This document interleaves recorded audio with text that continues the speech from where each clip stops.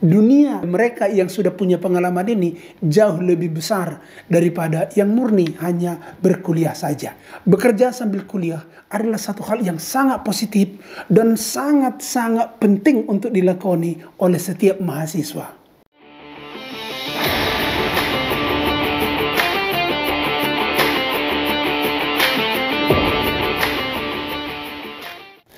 Sahabatku, para agen perubahan, terkhusus sahabat-sahabatku yang sekarang menempuh pendidikan di dalam perkuliahan. Saya sangat tertarik dulu mengamati orang-orang lulusan perguruan tinggi ini, bagaimana nanti nasibnya. Di dalam pengamatan saya temukan begini.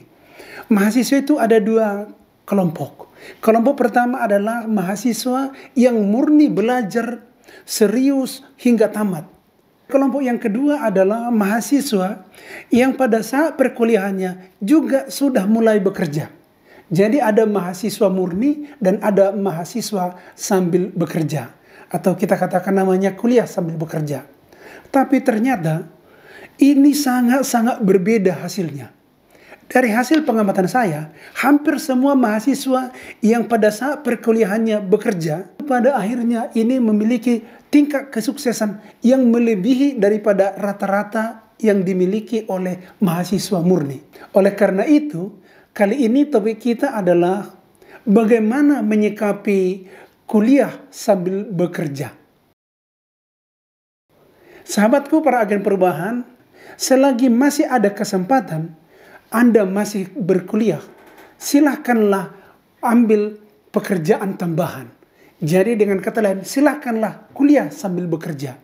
Ada beberapa manfaat yang kita dapatkan apabila kita bisa kuliah sambil bekerja. Manfaat yang pertama tentunya adalah kita akan memiliki mental yang beda dengan yang hanya kuliah murni. Mental kita itu jauh lebih matang daripada yang berkuliah murni. Dalam cara memandang sesuatu masalah, menyikapi sesuatu masalah, memberikan ide, maupun menanggapi masalah-masalah yang ada. Kita yang kuliah sambil bekerja jauh lebih matang daripada murni berkuliah saja. Itu yang pertama. Yang kedua, dengan bekerjanya pada saat kita berkuliah, tentu kita punya jaringan-jaringan ataupun teman-teman ataupun sohib-sohib yang juga mengalami hal yang sama. Dengan kata lain, kita banyak mengenal perusahaan-perusahaan dan orang-orang yang sudah bekerja. Kemudian ini nanti akan menjadi jaringan bagi kita pada saat selesai menempuh pendidikan. Dunia daripada mereka yang sudah punya pengalaman ini jauh lebih besar daripada yang murni hanya berkuliah saja.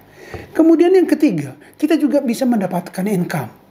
Saya punya pengalaman bahwa pada saat saya kuliah dulu, saya cukup mendapatkan income yang lumayan. Sehingga itu banyak bisa menopang pendidikan saya, bahkan melebihi untuk kebutuhan-kebutuhan yang lain. Dan terakhir, kita itu akan terasah. Jauh lebih terasa bakat kita sesungguhnya di mana. Kita memilih suatu jurusan di perguruan tinggi, kadang-kadang itu belum tentu bakat kita. Belum tentu sebenarnya di sana panggilan jiwa kita. Tetapi dengan mencoba sebuah pekerjaan pada saat perkuliahan, kita akan menemukan jati diri kita yang sebenarnya. Oleh karena itu, dari sana kita bisa menggali sebenarnya kita itu cocoknya, enaknya, senangnya, hobinya, bakatnya ada di jurusan yang mana. Kemudian dari sanalah kita bisa simpulkan, sebenarnya saya panggilannya ada di bidang ini, begitu. Dan apabila kita menggeluti bidang panggilan bakat kita, itu luar biasa akselerasi keberhasilan kita. Itulah manfaat daripada kuliah sambil bekerja. Tetapi para sahabatku, perlu juga kita pahami bahwa kuliah sambil bekerja, pekerjaan ini bisa juga mengganggu perkuliahan. Jadi oleh karena itu ada triknya supaya jangan sampai pekerjaan-pekerjaan yang kita geluti ini mengganggu perkuliahan kita yang nanti akhirnya justru membuat kita gagal atau drop out dari perkuliahan. Apa dan bagaimana trik yang harus kita pahami? Yang pertama, kita harus mampu memanajemeni waktu. Dan kita tahu bahwa modal utama bagi seorang mahasiswa itu adalah manajemen waktu.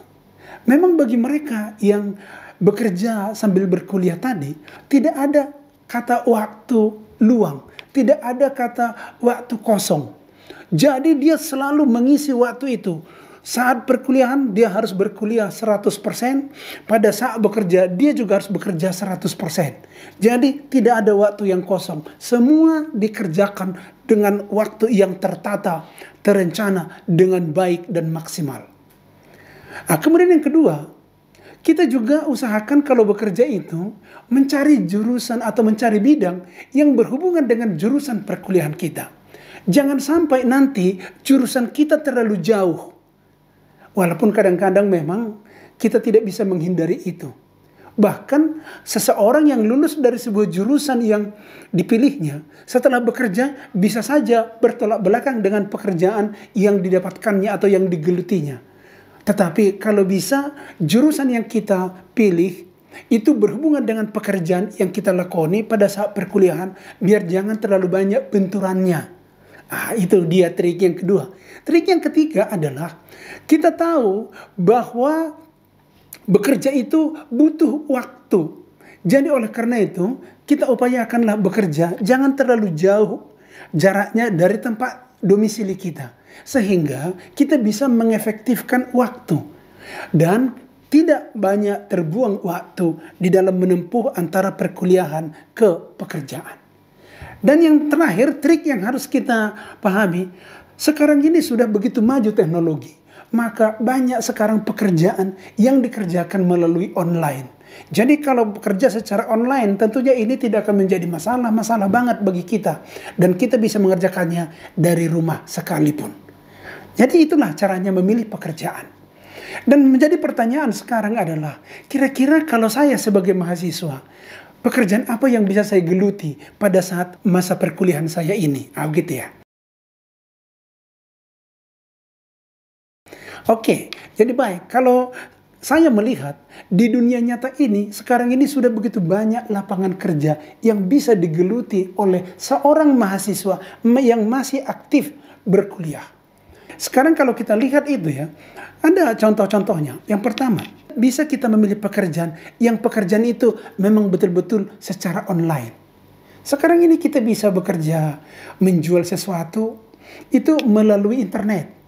Tentunya kalau pekerjaan seperti ini tidak mengganggu perkuliahan. Karena barang-barangnya itu bisa kita sediakan hanya di rumah saja dan bisa kita jual hanya melalui tempat tinggal kita.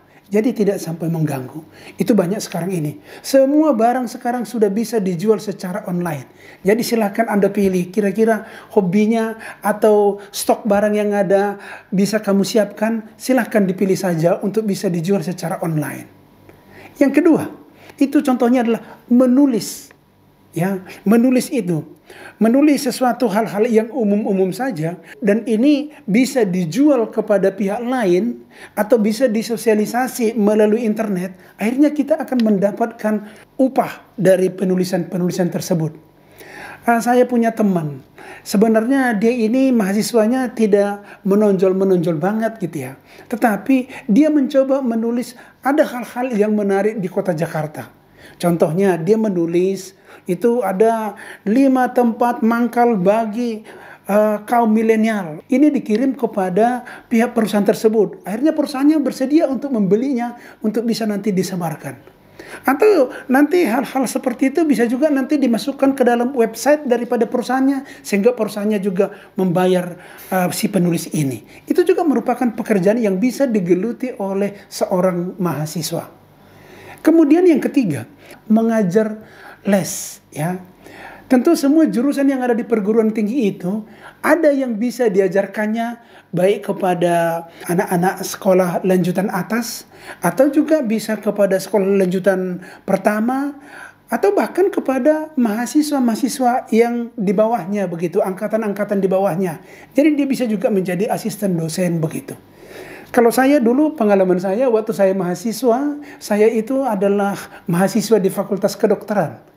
Jadi karena saya kuliah di Fakultas Kedokteran, jurusan yang berhubungan dengan saya pada saat itu, saya menjadi pengajar bimbel, jurusan mata pelajaran biologi.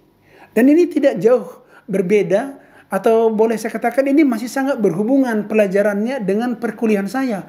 Maka saya juga tidak terganggu dalam perkuliahan, juga tidak terganggu di dalam pekerjaan. Dan pada akhirnya bisa selesai dengan bagus dan juga bisa juga melanjutkan pekerjaan-pekerjaan saya itu. Sehingga saya sekarang membuka bisnis, ada sekolah begitu ya. Itu adalah pengalaman saya dari mengajar bimbel. Akhirnya saya lakoni, ternyata panggilan saya juga ada di sana.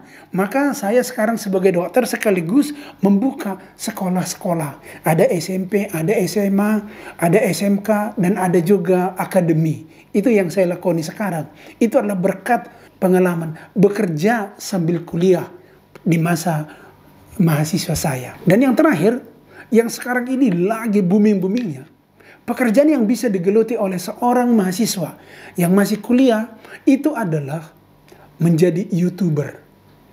Menjadi YouTuber ini adalah membuat satu channel untuk dirinya yang mengangkat informasi-informasi, berita-berita, serta foto-foto, video-video kejadian yang ada di sekitarnya, semuanya bisa diangkat melalui YouTube itu. Akhirnya banyak orang yang nanti yang tertarik untuk melihat channelnya, dan dari sana dia akan mendapatkan pekerjaan dan mendapatkan income yang tidak terbatas. Oleh karena itu, bekerja sambil kuliah adalah satu hal yang sangat positif dan sangat-sangat penting untuk dilakoni oleh setiap mahasiswa. Jadi kepada Anda yang masih kuliah, silakanlah mengambil pekerjaan-pekerjaan tersebut sehingga kita jauh lebih matang. Akselerasi kita jauh lebih tinggi daripada hanya murni menjadi seorang mahasiswa tulen.